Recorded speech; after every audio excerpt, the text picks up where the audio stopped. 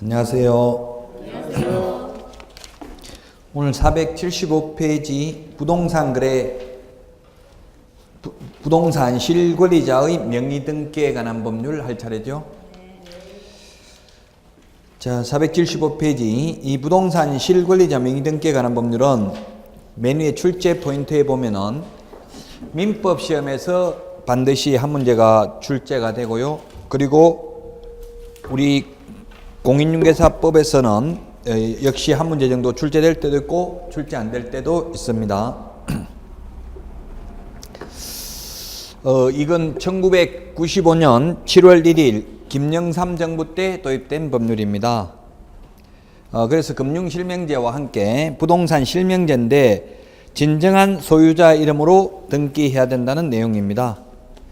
자, 의의를 보면 명의신탁 약정의 의의인데 명의신탁이라는 것은 명의를 맡기는 것을 신탁이라고 하죠. 자, 그래서 1번에 보면 명의신탁 약정이라 하면 부동산입니다. 부동산.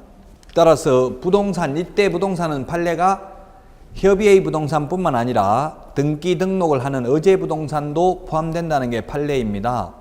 그래서 만약에 자동차도 남의 이름으로 등록을 해주게 되면은 명의신탁에 해당됩니다. 예를 들면 애인 명의로 자동차를 사주면서 명의는 애인 명의로 하고 돈은 내가 지불했다면 그건 명의신탁에 해당되어서 처벌의 대상이 됩니다.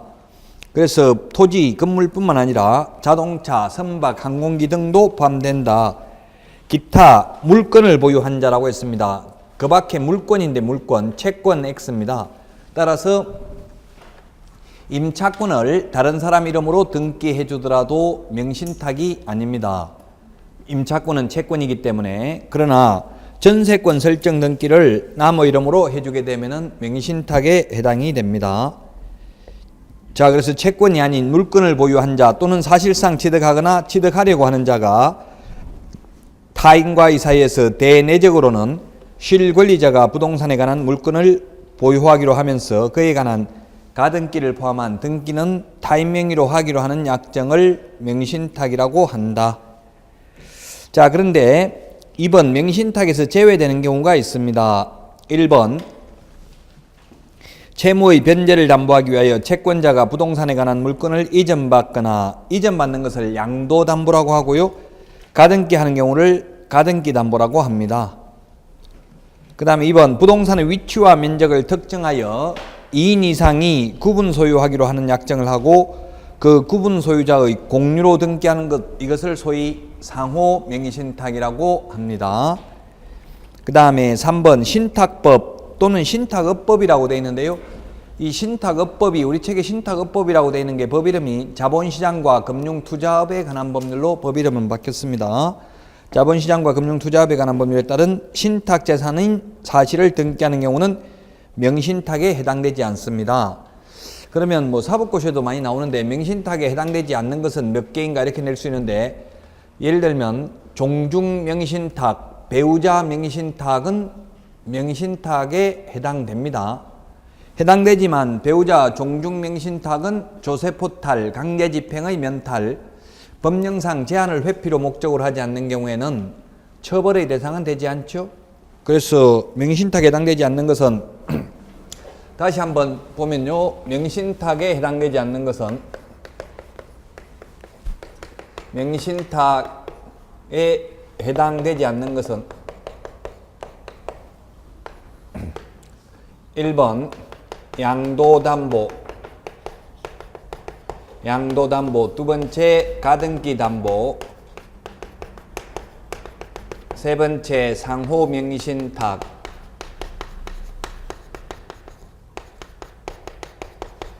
그 다음에 신탁법에 의한 신탁등기.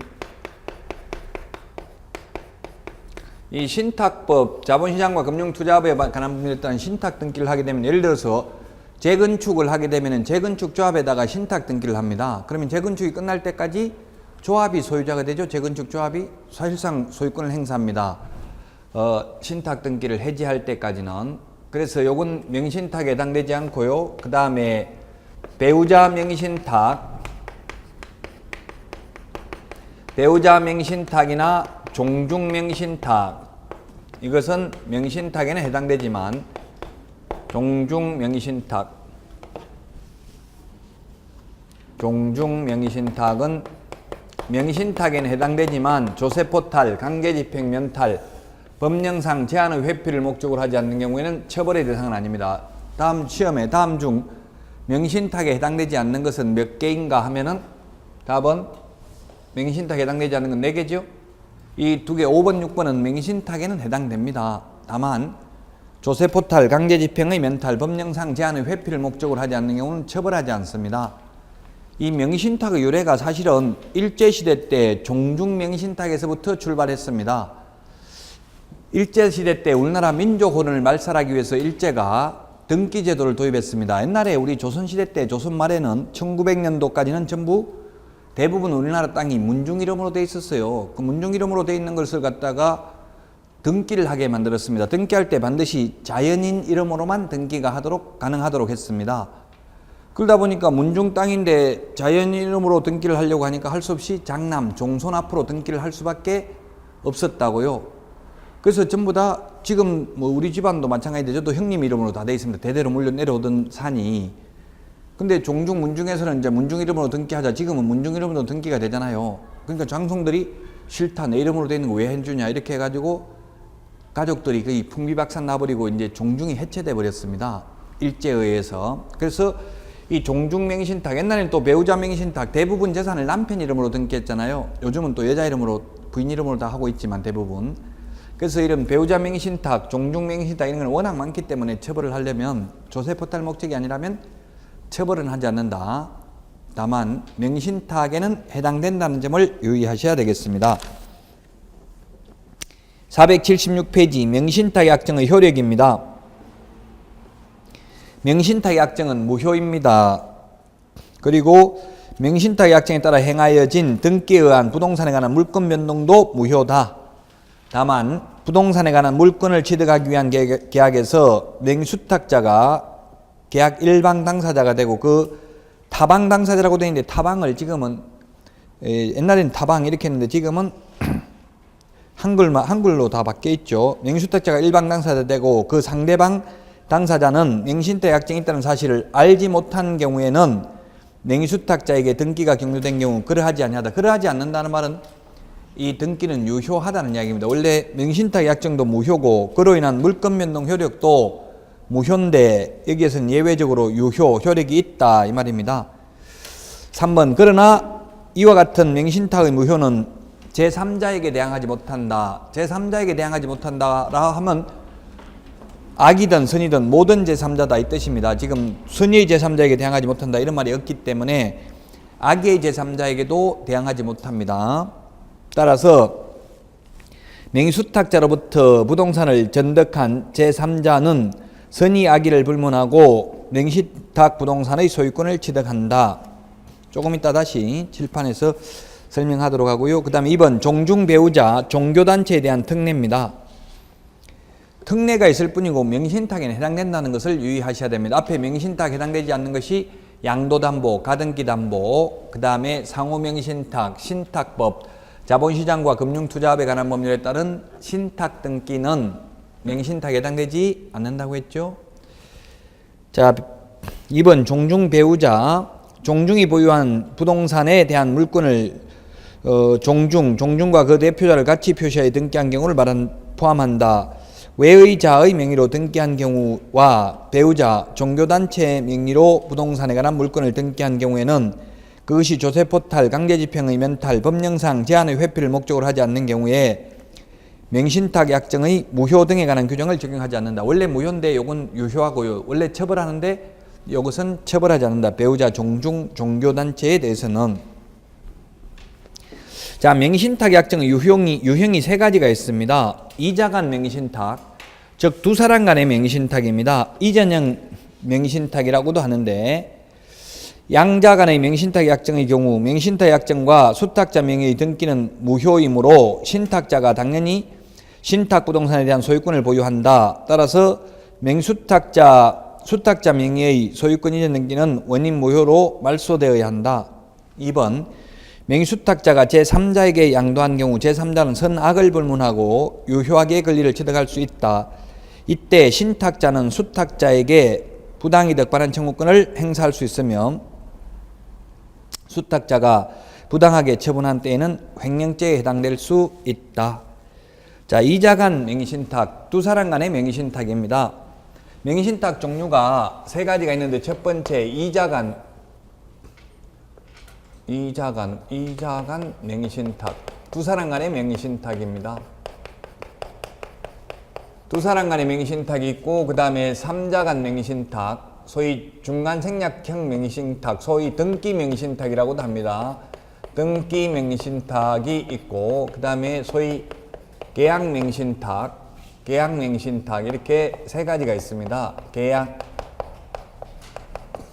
명의신탁 세 가지가 있는데 민법 시험에 반드시 한 문제가 출제되는데 2번, 3번에서 나올 확률이 높죠. 1번보다는. 그럼 책을 다 보고 다시 설명드리겠습니다. 477페이지 3자간 명의신탁입니다. 중간생략형 명의신탁인데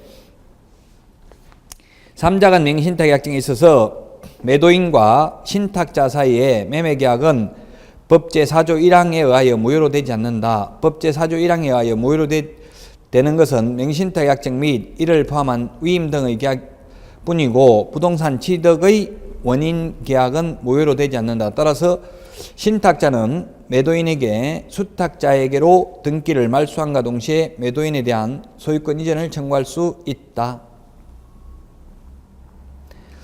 2번 등기 명의인인 수탁자가 제3자에게 양도한 경우 제3자는 선의 악의를 불문하고 유효하게 권리를 취득할 수 있다.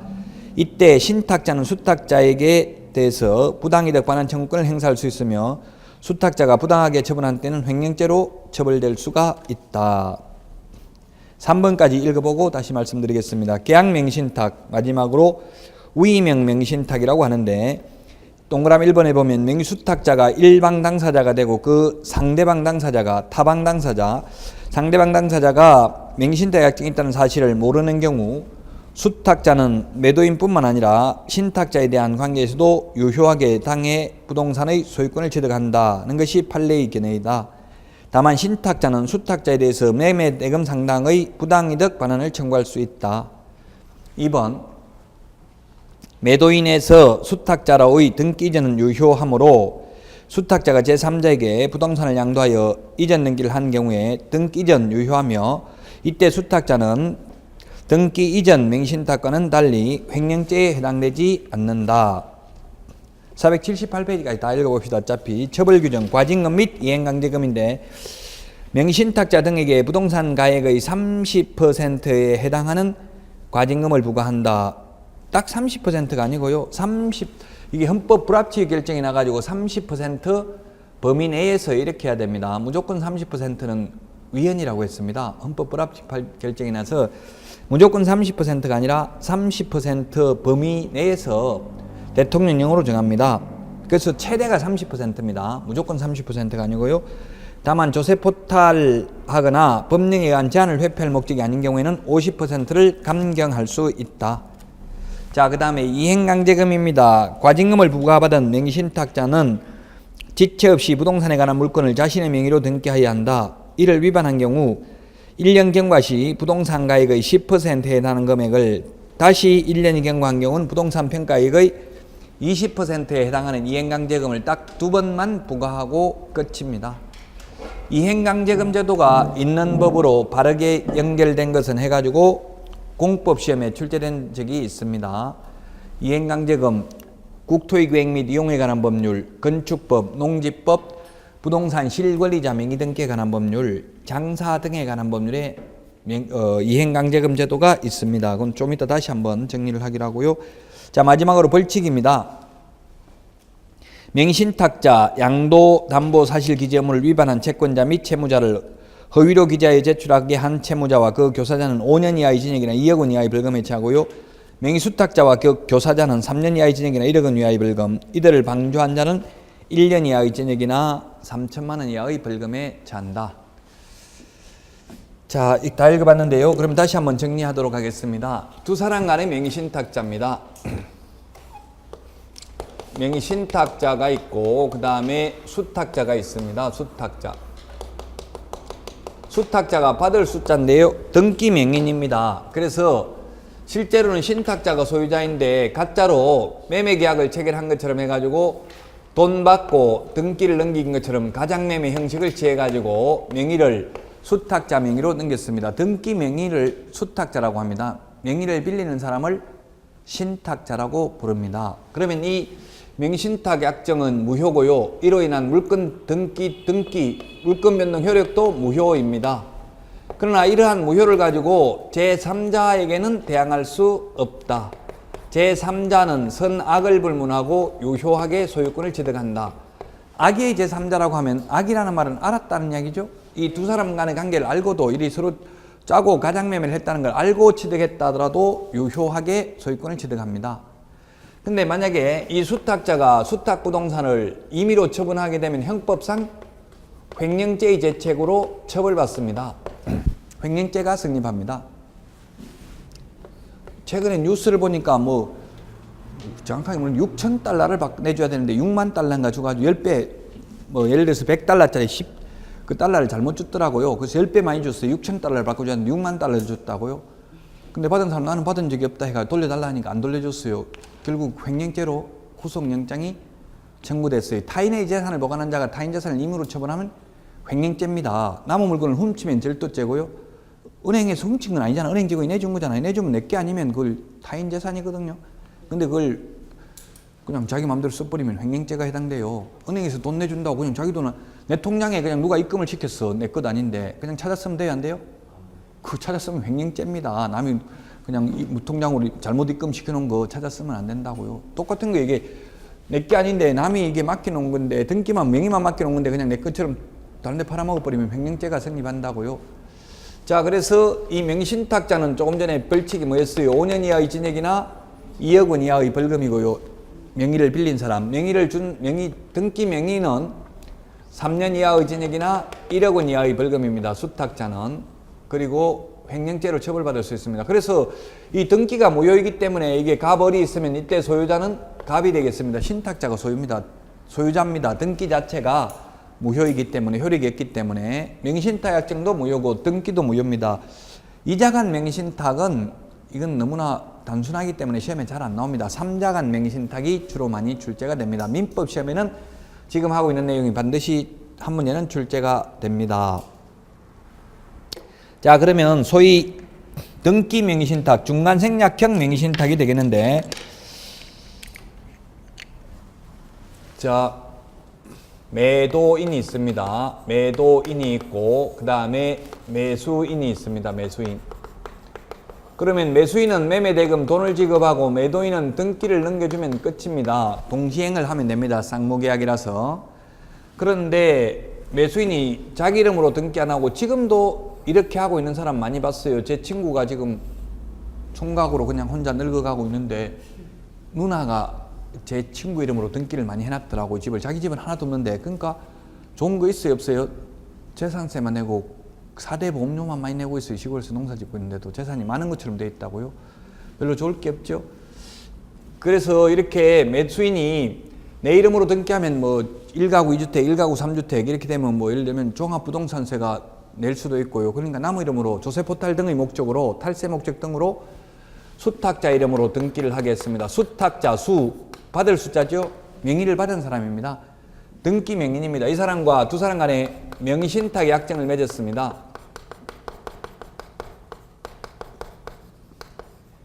이 사람이 신탁자가 되겠죠. 매도인과의 관계에서는 매수인이고 수탁자와의 관계에서는 신탁자입니다. 수탁자야 등기 명의 좀 빌려주라. 네 이름으로 등기 좀 하자. 이렇게 서로 약속을 했다 하더라도 이러한 계약은 무효입니다. 무효. 민법상 계약이죠. 계약은 무효이고요.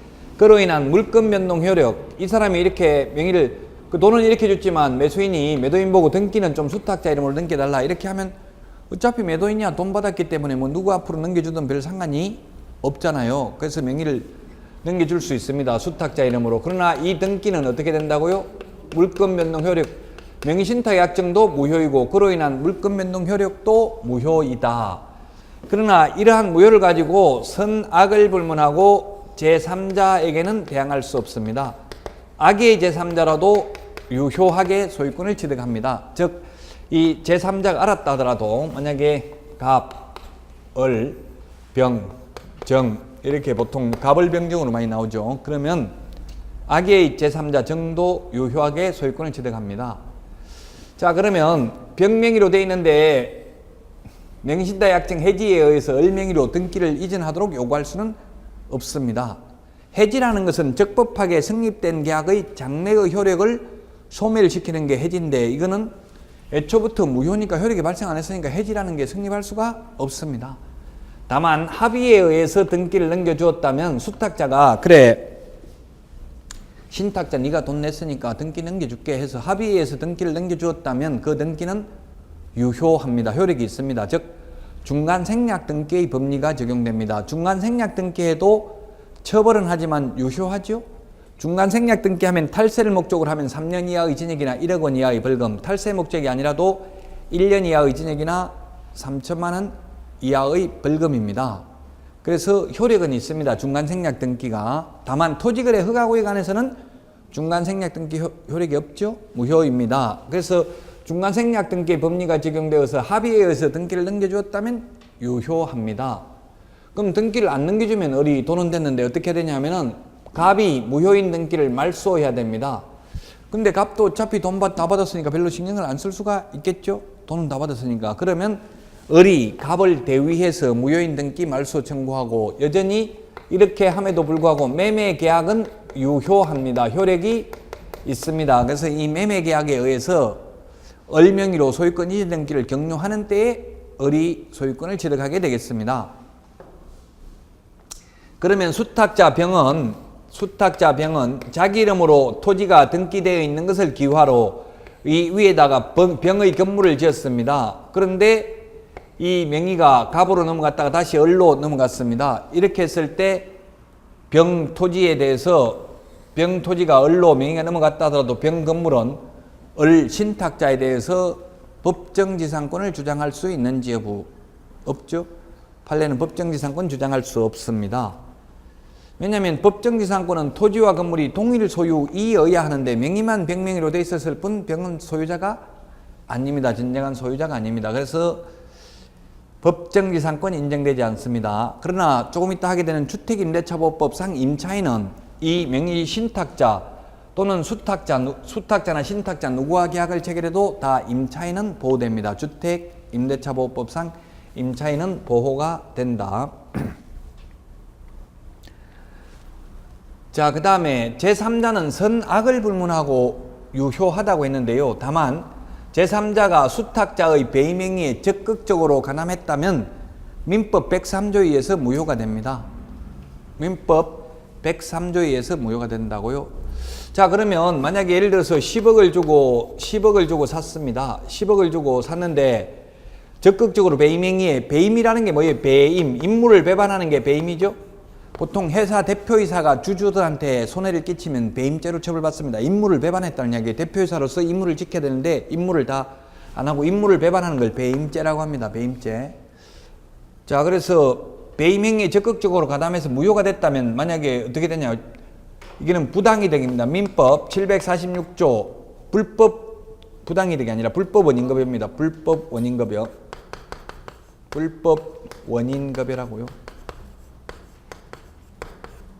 배임행위에 적극적으로 가담한 경우에 10억을 주는데 매매대금은 그럼 이 수탁자는 이 10억을 무효가 되었을 때 적극적으로 가담해서 무효가 되었을 때 제3자에게 돌려주어야 되는지 안 돌려줘도 되는지 원래 불법 원인급여는 안 줘도 되죠.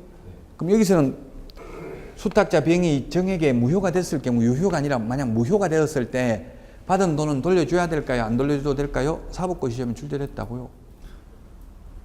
사법고시 나온 게 그대로 우리 공공개사 시험에 나옵니다. 그 다음에 뭐 돌려줘야 될까요? 안 돌려줘도 될까요? 예, 돌려줘야 됩니다. 판례는 원래 민법 746조 불법 원인급여는 안 돌려줘도 됩니다. 도박자금 빌린 거 안 돌려줘도 되죠? 그런데 여기에서는 판례가 이것을 돌려주지 않는다면 이것은 너무나 현저하게 수탁자만 이익을 받고 제3자만 현저한 불이익을 받게 되므로 공평의 원칙에 반함으로 돌려주어야 한다. 무효가 되면 이것은 돌려줘야 됩니다. 불법 원인급여라도 민법 746조 본문을 적용할 것이 아니라 민법 746조 단서에 보면 다만 그 불법 원인이 일방에게만 있는 경우는 그러하지 아니하다 이렇게 되어 있거든요. 그래서 본문을 적용할 것이 아니라 단서를 적용하거나 단서를 적용하지 않더라도 이것은 공평의 원칙에 위반되므로 돌려줘야 한다. 민법에 이런 판례가 또 많이 있습니다. 예를 들면 소멸시효. 예를 들어서 지금 뭐 옛날에 소멸시효가 있는데 옛날에 군사정권에 의해서 뭐 만약에 그 서울대 교수가 죽었습니다. 그래서 의문사 진상조사위원회에서 뭐 30년 전에 국가에 의해서 죽었다는 게 밝혀졌습니다. 그래서 국가를 상대로 40억 손해배상 청구를 했습니다. 그 죽은 거에 대해서 불법 행위로 인한 손해배상 청구. 살인사건 나도 이건 민사상 민법 756조, 750조, 751조에 의해서 손해배상 청구가 다 가능해요. 살인사건 나도. 근데 현실적으로 살인한 사람이 돈이 있어요, 없어요? 판결문 받아봐야 받기가 쉽지 않아서 잘 안 합니다만 이론적으로는 가능해요.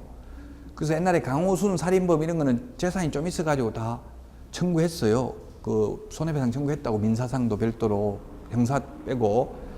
자, 그래서 이렇게 30년 전에 죽었는데 이걸 갖다가 40억 달라고 국가를 상대로 손해배상 청구를 하니까 국가에서는 주고 싶은데 소멸시효가 지나서 못 준다. 지금 최근에 뉴스에 나오고 있더라고. 국민연금도 5년 소멸시효가 지나면 못 준다. 다 소멸시효라는 게 있죠. 법의 안정성 때문에 소멸시효라는 게 있어요. 시간이 경과됨에 따라 나타나는 효력이 소멸시효죠. 그 지금 5년 동안 안 찾아갔다가 달라고 하니까 그 못 찾아가는, 그래가지고 안 찾아가는 게 30억이 넘는데요. 못 주는 거예요, 소멸시효. 국민연금공단에서도 법을 개정하지 않는 한 주면 직원이 문책다니까 못 주는 거예요. 자기는 심정적으로 주고 싶지만 법에 소멸시효가 지난 거는 못 주도록 되어 있으니까 개인 돈가 줄 수가 없잖아요. 그 억울하지만 못 받아간 사람이 30억이 넘대요, 지금. 소멸시효가 지나가서 못 받는 경우. 자, 그래서 국가를 상대로 손해배상하니까 국가에서는 그래도 소멸시효가 지나면 못 주겠다 이렇게 나왔다고요. 그러면 그래도 소송 제기했는데 판례는 주라고 했을까요? 주지만 안 줘도 된다 했을까요? 소멸시효 지났는데 판례는 그렇게 나왔어요. 이게 국가가 엄청난 범법 행위를 하고 단지 소멸시효가 지났다는 이유만으로 손해배상을 해주지 않는 것은 신의칙에 반한다. 신성실의 원칙에 위반된다. 민법상. 그러므로 손해배상을 해주어야 한다라고 나왔어요. 그래서 이거 마찬가지로 신의칙. 그래서 요것도 그랬어요. 요것도 뭐라고 했냐면은 공평의 원칙에도 위반되고 신의칙에도 반한다. 이것을 돌려주지 않는 것은 신성실의 원칙에 위반된다.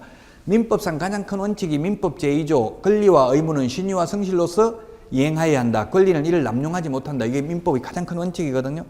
그 신성실의 원칙이 위반되는 거는 뭐 이런 거 소멸시효보다도 더 우선되는 게 신성실의 원칙입니다.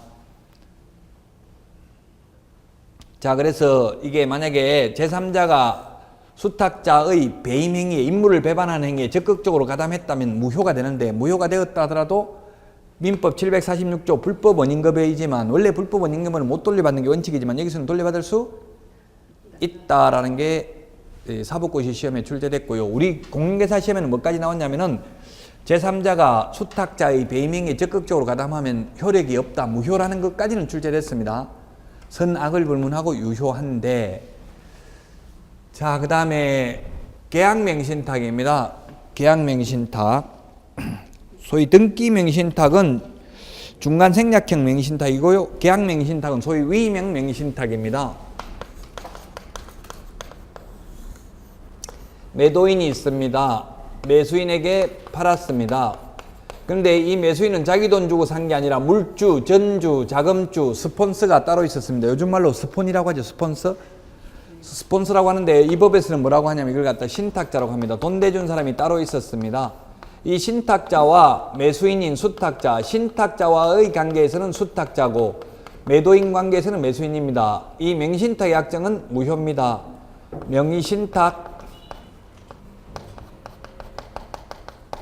명신탁 약정은 무효입니다.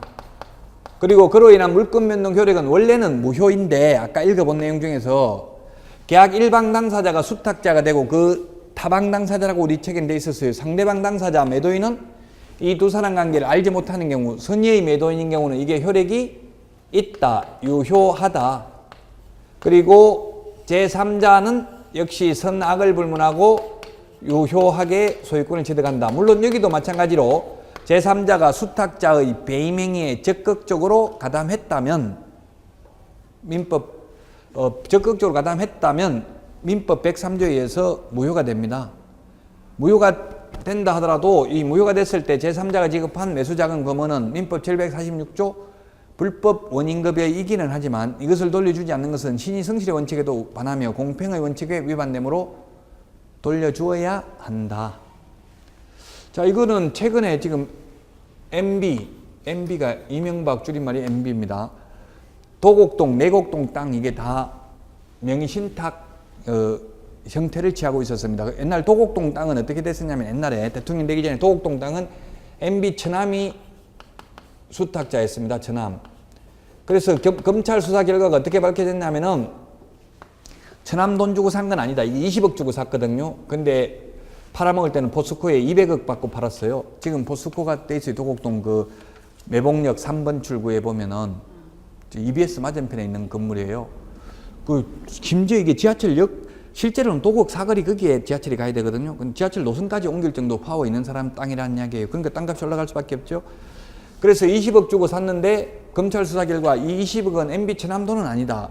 분명한 건. 그런데 누구한테 받았는지는 나도 모르겠다. 검찰 수사 결과 이렇게 나왔어요. 그래서 기자들이 이때까지 조사해놓고 왜 모르냐 그걸 이렇게 하니까 검찰이 답하는 게 세종대왕이 가신 지 500년이 넘었는데 어디로 갔는지 내가 어떻게 하냐 이렇게 이야기했어요. 그 말은 현금으로만 주고받았기 때문에 알아낼 길이 누구한테 받았는지 알 수가 없다 이렇게 나왔어요. 옛날에는 세종대왕이라고 했는데 지금은 신사임당이 되겠죠. 5만 원짜리, 옛날에 10,000 원짜리밖에 없었으니까 그때 이 도곡동 땅이 문제가 될 때는 그래서 결국 수사 결과 못 밝혀냈어요. 누구한테 받기는 받았는데 누구한테 받았는지는 모른다 이렇게 결론 났고요. 처남. 그 다음에 최근에 내곡동 땅은 청계산역 앞에 그때는 산이었는데 지금은 엄청나게 좋아졌어요. 청계산 앞에 그 LHS 분양도 했고요. 그 분양가가 뭐 피가 한 3억씩 붙었더라고요. 어쨌든 내곡동 땅 거는 뭐라고 했냐면 MB가 이명박 전 대통령이 그렇게 이야기했어요. 인터뷰하면서 이거 내가 사면 주변에 땅값 올라갈까 봐 그냥 아들 이름으로 샀다. 수리 사람들 아들 이름 아무도 모르니까 아들 이름으로 사면 투기했는 줄 모르고 내가 샀다고 하면 주변에 땅값 올라갈까 봐 이렇게 했다 했어요. 법을 모르니까. 그렇게 하니까 시민단체에서 고발했다고요. 그럼 돈은 네가 대고 아들 이름을 샀으면 이건 명의신탁이다. 그래서 5년 이하의 징역이나 2억 원 이하의 벌금에 해당됩니다. 신탁자는. 수탁자는 3년 이하의 징역이나 1억 원 이하의 벌금에 해당됩니다. 그래서 아들을 가서 조사하니까 아버지한테 받았냐 하니까 아버지한테는 10원도 안 받고 큰아버지한테 받았다 이렇게 했어요. 큰아버지한테 통장으로 받았냐 현금으로 받았냐 하니까 가서 현금으로 다 받아왔다. 그럼 왜 이자는 왜 안 줬냐 물어보니까 이자 어제 다 줬습니다. 이렇게 한 거예요. 그러니까 또 처벌 못 한 거예요 결국. 그리고 엄마가 통장에서 대출 받고 아버지한테는 10원도 받은 거 없다 이렇게 했어요. 저 아버지는 자기가 돈 냈다 하고요. 그래서 결국은 무혐의 처분받았어요. 이게 아들도. 그러니까 실제 돈 있는 사람들은 이게 등기명의 신탁을 할 가능성이 많아요. 계약명의 신탁을 할 가능성이 많아요. 예, 계약명의 신탁. 이거는 둘이만 비밀 지켜버리면 알 길이 없어요. 현금으로만 주고받아버리면 둘이만 입 닫아버리면 알 수가 없어요. 근데 요거 3명이 알고 있잖아요. 이건 아무리 3명이 입 닫아도 지금 검찰 수사할 때 한 명 잡아다가 일단 긴급 체포해가지고 긴급 체포하면 구속을 안 해도 그냥 조사할 수 있거든요. 감금해놓고. 요 3명 분리해가지고 신문한다고 그러면서 수탁자한테 여기 다 부르는데 너 끝까지 거짓말 할래? 폴리방해닝이라고 유죄 협상을 해요. 넌 다 부르면 너는 최대한 선처를 할 테니까 빨리 부르라. 다른 놈들 한 거. 이렇게 폴리바게닝이라고 해요. 미국에서는 그게 합법화되어 있고 우리나라에서는 유죄 협상이라고 하는데 우리나라에서는 그게 불법이거든요. 유죄 협상. 네가 죄를 불면 다른 사람 뭐 마약범들이 있으면 예를 들어서 다른 사람 마약 먹은 거 다 불면 너는 최대한 선처해줄게 이렇게 해요. 현실적으로 잡혀 들어가면. 그게 이제 유죄 협상이라고 하는데요. 자, 이게 어찌 보면 더 나쁜 거예요. 둘이만 비밀 지키면 우리나라에서 이걸 거의 다 지금 MB 처남도 처벌 안 받았고 아들도 다 처벌 안 받았고요. 다만 청와대 직원들은 처벌받았어요. 왜냐면 국가 돈 가지고 너무 비싸게 샀더라고요. 엄청나게 비싸게 샀으니까 국가에 손해 입혔다고 처벌받았어요. 청와대 직원들만. 죄송해요. 제가 잘 몰라서 계약명의는 계약서에만 명의 신탁하는 거고 좀 등기명의는 등기까지. 그냥 편의상 그렇게 이름을 학자들이 부르고 있는 거예요. 이게 뭐 법에 계약명의신탁이다, 등기명의신탁이 있다 이런 말은 없어요. 없는데 학자들이 그냥 편의상 부르는 거니까 그냥 이렇게 깊이 너무 깊이 용어를 생각할 필요는 없고요. 어쨌든 이런 걸 등기명의신탁이라고 그래요. 어찌 보면은 그렇죠. 이게 차이가 뭐예요?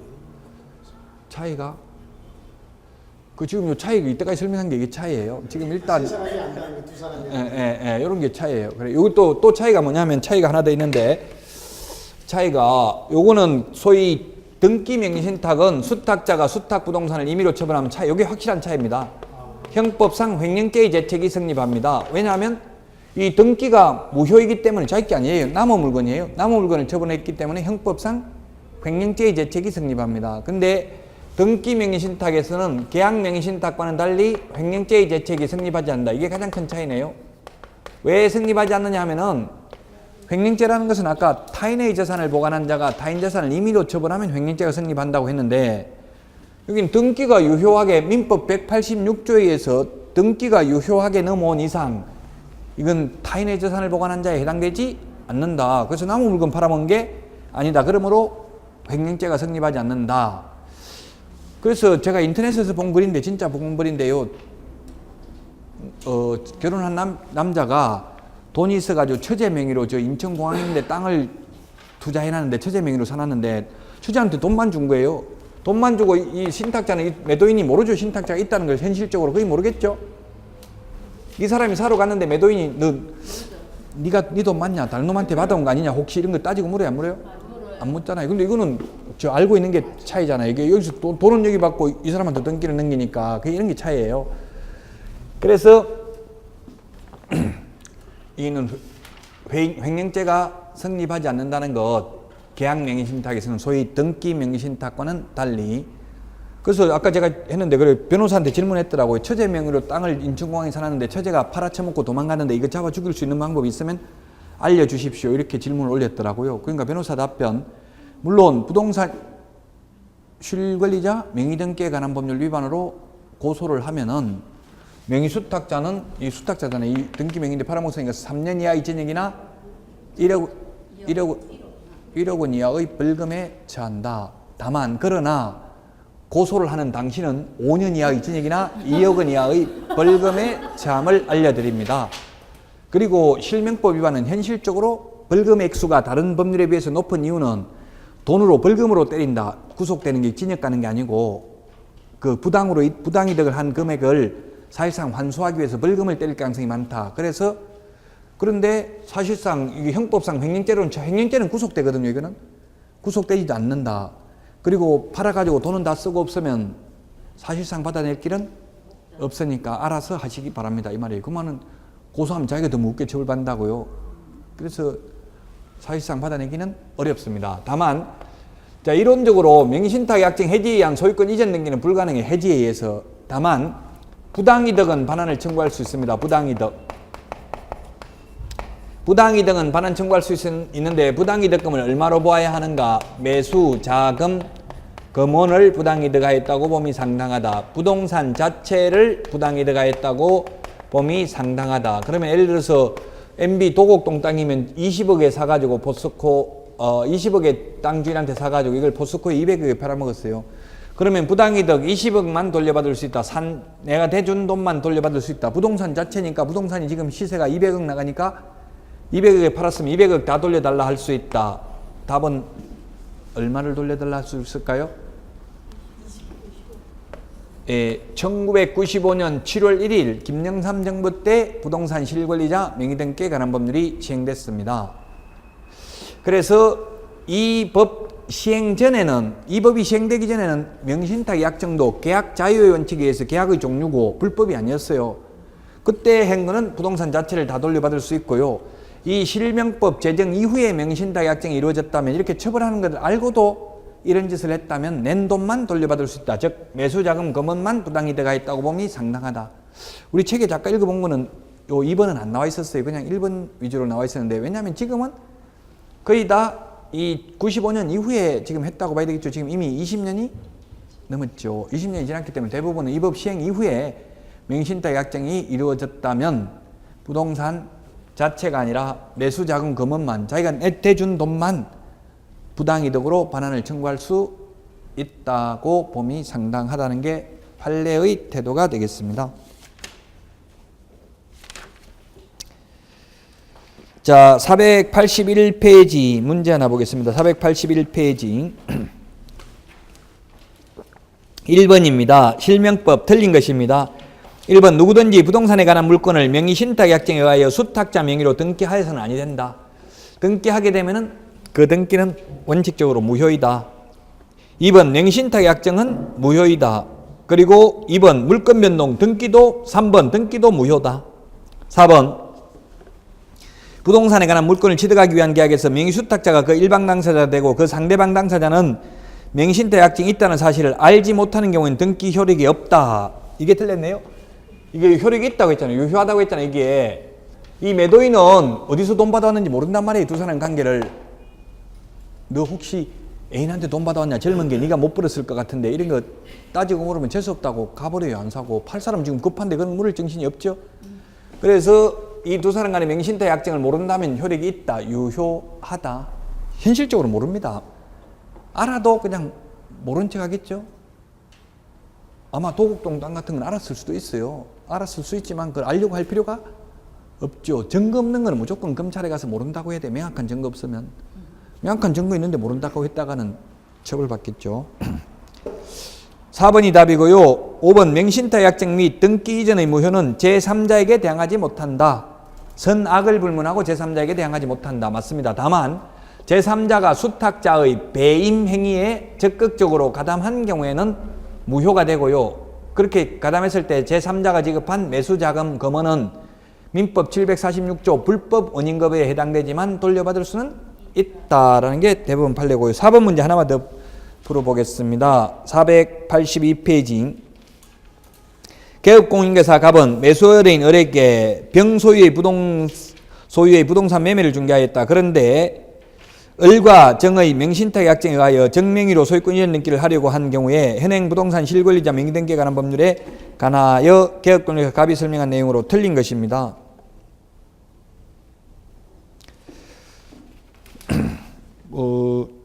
을과 병의 소유권 부동산 매매를 중개했다. 그런데 을과 정은 명신탁약정에 의해서 정명의로 소유권 이전 등기를 한 경우, 자 1번 명신탁약정은 무효이므로 정은 대내적으로 소유권을 취득하지 못한다.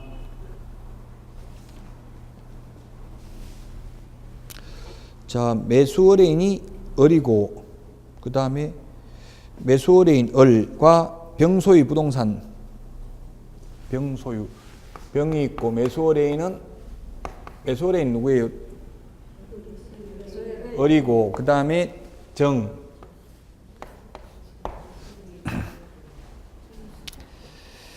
자, 그래서 1번은 맞고 2번 을은 정에게 해당 명신탁 해지를 이유로 소유권 이전 등기를 청구할 수 있다. 이거는 명신탁 약정은 처음부터 무효이기 때문에 해지라는 말을 할 수가 없다고 했죠. 해지한 소유권 이전 등기는 불가능합니다. 3번 을은 병과의 매매 계약은 유효하므로 병의 정에 대한 말소 등기 청구권은 대위에서 행사할 수 있다. 지금 이거 소위 계약 등기 명의신탁을 보고 있는 거죠. 맞는 말이고요. 그 다음에 4번 을은 현행 부동산 실명법상 5년 이하의 징역이나 2억 원 이하의 벌금에 처해지는 것 외에 과징금 부과 대상이 된다. 예, 제가 아까 벌칙에서 과징금 30% 범위 내에서 과징금을 부과한다고 했죠. 네. 과징금 부과는 5년 이하의 징역이나 2억 원 이하의 벌금, 즉 명의신탁자 및 교사자, 그 다음에 3년 초과 장기 미등기자, 허위 담보 목록을 제출한 자, 5년 이하의 징역이나 2억 원 이하의 벌금에 처하는 자만 과징금 부과 대상입니다. 그러면 명의수탁자는 과징금 부과 대상이 아닙니다. 자, 그 다음에 5번 정명의의 수탁재산에 대하여 제3자와 거래하여 처분한 경우 제3자는 선악을 불문하고 소유권을 취득한다. 맞죠? 자, 그러면 하나만 더 예를 들고 쉬었다가 하겠습니다. 자, 그러면 가령 10억짜리 부동산을 남의 이름으로 등기를 하게 한 신탁자가 있다면 신탁자 및 교사자, 3년 초과 장기 미등기자, 허위 담보 목록, 양도담보, 가등기 담보가 아닌데 양도담보, 가등기 담보인 것처럼 허위 담보 목록을 제출해도 5년 이하의 징역이나 2억 원 이하의 벌금입니다. 자, 그러면 신탁자는 어떤 처벌을 받냐면 첫 번째 5년 이하의 징역이나 5년 이하의 징역이나 2억 원 이하의 벌금입니다. 벌금. 신탁자. 그 다음에 과징금이 얼마라고 해서 벌금이 2억이고 과징금은 최대 30%니까 3억 과징금. 최대 30%입니다. 그 다음에 또 뭐가 있어요? 과징금.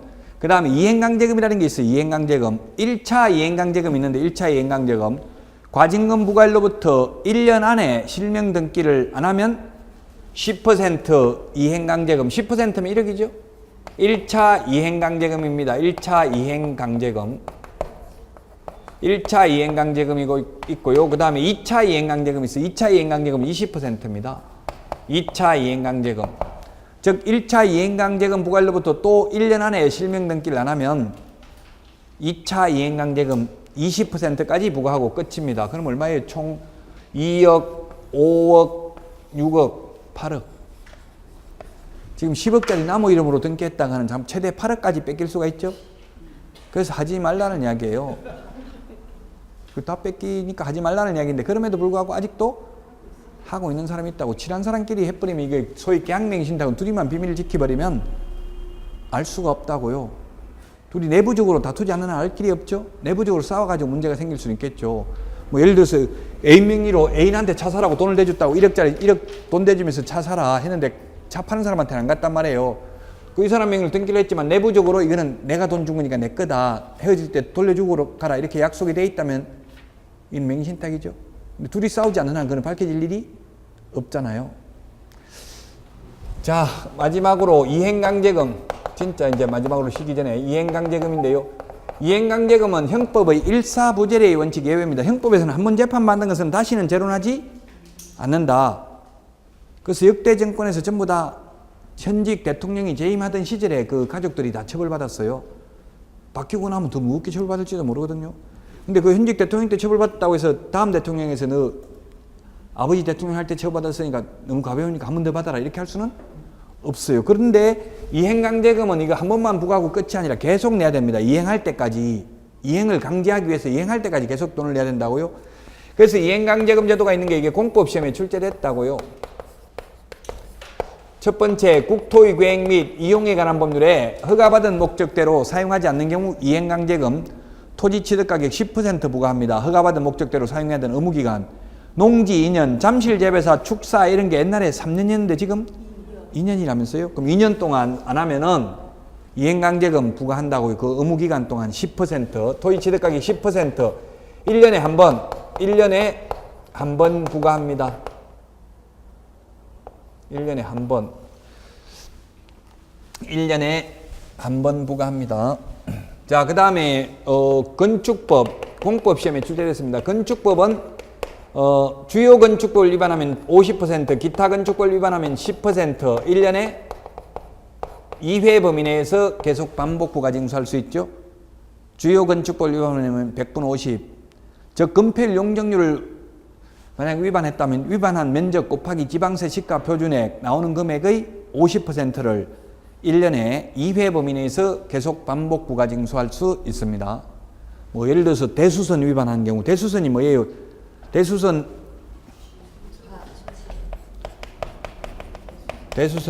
내기보지 방주미.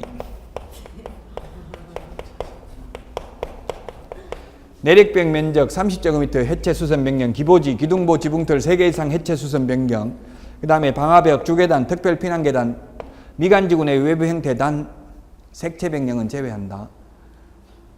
그런데 이거 말고 다세대, 다가구, 세대 간 경계벽 해체 수선 변경도 해당되죠. 그 다가구 예를 들어서 방이 3개인데 5개 만들어버린 거예요. 그 칸막이 변경해가지고 그러면 그 대수선 위반이에요. 그러면 이행강제금 부과 대상이라고요. 계속 이행할 때까지 계속 부과해요. 1년에. 근데 이행강제금 그래서 내고 계속 버티는 게 좋아요? 아니면 빨리 원상복구 시키는 게 좋아요? 계속 버티는 게. 대수선 그거 계속 제가 아는 데는 계속 이행강제금 내는 게 좋아요. 이행강제금 1년에 100만 원 나와요. 근데 방이 다가구인데 3층짜리까지 있어요. 근데 지하 1층까지 하면은 방이 이게 여기는 3층은 주인 세대예요. 주인이 살고 있고 여기 한 개만 세주고 있고요. 방이 원래 3개씩인데 5개로 바꿨어요. 그러면은 방이 16개예요, 총. 원래 대수선 안 했으면 방이 3개 쓰니까 10개밖에 안 되죠. 그럼 5개가 더 늘어났어요. 근데 방 한 개에 월세가 최소한 30만 원이에요. 30에서 40이에요. 무보증 월세는 40, 보증금 있으면 30이에요. 최하 30원 한다고요, 방 하나에. 지금 경기도 오산인데 30만 원만 해도 방이 몇 개 늘어났어요? 5개 늘어났어요? 5개 늘어났으면 150, 한 달에 150 더 들어와요. 이행강제금 1년에 100만 원 내요.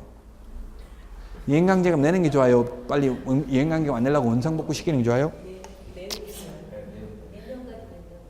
내년까지 낸다고요? 죽을 때까지 내야 돼. 계속 이행할 때까지 계속 내야 돼요. 그래도 내는 게 낫죠. 이런 거 매매 중개할 때는 어떻게 해야 돼? 그러면 뭐 매수인이 매수인한테 이행강제금 내야 됩니다. 그럼 안 하겠다 이렇게 하면 설명을 해야 되겠죠. 이행강제금은 1년에 100만 원 나오고 월세는 200, 월세가 40만 원이면 200만 원, 200만 원. 최대 40만 원까지 받아요. 월세로만 받으면, 무보증 월세로만 받으면. 그럼 200만 원, 한 달에 월세 200 더 들어오고, 이 이행강제금 1년에 100만 원밖에 안 되는데, 그래도 안 할 겁니까? 이렇게 예를 들어서 그런 걸 셀링 포인트를 알고 있어야 된다고 설득을 할 수 있는 방법을. 이게 이행강제금이 실효성이 없어요. 그럼에도 불구하고. 이게 진짜 이게 막 심하게 부과해가지고 원상복구 안 하면 안 되도록 이렇게 타격을 입혀야 되는데, 그러지 못한다고요. 지금 오산 같은 데 보면 불법 건축주 모임이 있어요. 이름은 오사모예요. 오산을 사랑하는 사람들 모임 이렇게 돼 있어요. 근데 내부적으로는 불법 건축주 모임인데 밖으로 플랜카드는 오사모라고 해. 오산을 사랑하는 사람들 모임. 이렇게 시청에 가서 막 데모한다고. 너 시장 다음에 할래 안 할래? 이렇게 막 데모하니까 그 오피니언 리더들이잖아요. 돈이 있으니까 그 사람들 의견을 무시 못하니까 1년에 2회 범위 내에서 부과하는데 거의 한 번 부과하더라고요. 한 번만 부과, 2번 해도 되는데 한 번만 해도 되잖아요. 2회 범위 내에서니까 꼭 2번 반드시 해야 되는 건 아니거든요. 그 다음에 농지법에 이행강제금이 있습니다. 농지법은 10%가 아니고 20%죠. 농지법은 20% 1년에 한 번, 1년에 한 번. 농지는 경자유전의 원칙이 있기 때문에 농사 지을 사람만 농지를 소유해야 되잖아요. 농사 안 지으면서 가지고 있으면 처분 의무기간 1년 준다고요. 1년 처분 의무기간에 처분 안 하면 처분 명령을 하고 최초 처분 명령이 있은 날로부터 6개월 안에 처분 안 하면 이행강제금을 1년에 농지 가격의 20%씩 계속 반복 부과징수 한다고요. 자, 그 다음에 지금 여기 부동산 실권리자 명의등기에 관한 법률에 1차 이행강제금 20%, 2차 이행강제금 얼마였어요? 10%를 부과하고 끝입니다. 딱 2번만 하고. 그 다음에 장사 등에 관한 법률, 장사 등에 관한 법률에 의하면 이행강제금 1년에 500만 원, 1년에 500만 원 곱하기 2회 범위 내에서 계속 반복 부과징수할 수 있습니다. 장사 등에 관한 법률에서. 장사 등에 관한 법률에서 이행강제금 3가지가 있어요. 설치하면 안 되는 지역에 설치한 경우, 설치 면적을 위반한 경우, 설치 기간을 위반한 경우입니다. 설치하면 안 되는 지역, 오늘 문제에도 있습니다만 도로로부터 300m 이상 떨어져야 되고 20% 이상 인가가 밀집한 지역으로부터 500m 이상 떨어져야 되고 주거지역, 상업지역, 공업지역 안 되고요. 수변구역, 접도구역, 연안구역, 하천구역 안 되고요. 백두대간 보호지역 안 되고요. 사방지 안 되고요. 거의 다 안 됩니다. 문화재 보호구역, 군사기지 및 군사시설 보호구역 안 됩니다. 그럼 다 빼버리고 나면 설치할 곳 하나도 없습니다. 그냥 매장을 하면 안 되고 화장해야 됩니다. 사실상. 저도 장사등에 관한 법률 위반해가지고 어머니 뭐 설치했는데 제 마음대로 저는 장사법 위반 안 됩니다 하니까 형님이 헛소리 하지 말라더라고. 그냥 우리 사이인데 그냥 하면 된다 이러더라고요. 그냥 그래서 했어요. 그냥 설치했어요. 그 도로에부터 뭐 직선거리 300m면 다 도로가에 있다고 봐야 되겠죠? 직선거리로부터 300m. 도로, 마을로부터 500m 안 떨어져 있어요. 그냥 마을 조금만 넘으면 되는데. 그냥 마을 사람들이 들어도 못 들어오게 하더라고, 마을로. 그냥 주산으로 해서 가라 하더라고요. 아예 마을 안으로 못 들어오게만 하더라고. 그 200만 원인가 300만 원 주고 겨우. 네, 맞아요. 돈 주고, 키울 사람들 무서워요. 돈 안 주면 못 들어오게. 돈 주고 300인가 주고 겨우 들어갔어요. 안 그러면 딱 맞고 못 들어, 경기로 갖다 막아놨더라, 못 들어오게. 그 형님이 이장이어가지고 그냥 겨우 들어갔어요. 돈 내고.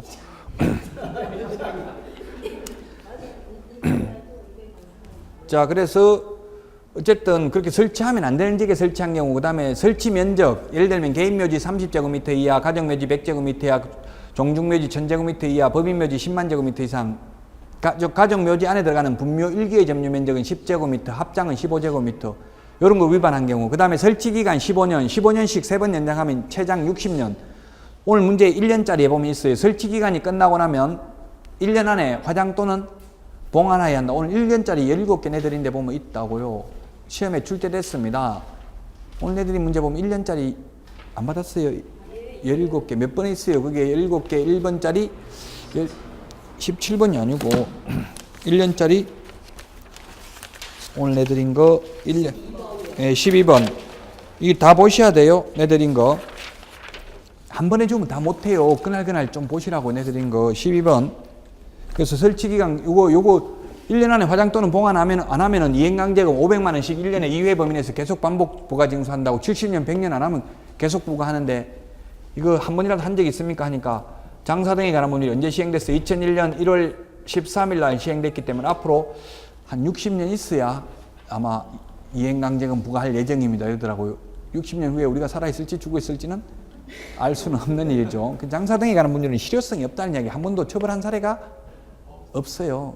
그럼 우리도 지금 저도 어머니 위반했는데 지금 이행강제금 부과해야 되는데 통지서도 안 와요. 이행강제금 부과한다고. 현실적으로는 처벌은 안 하고 있는 건 현실입니다. 자, 이행강제금 어쨌든 요 4번, 5번보다는 1, 2, 3번 요거는 공법시험에 잘 나왔어요. 이행강제금 제도까지 봤습니다. 여기까지 하고 쉬었다가 하겠습니다.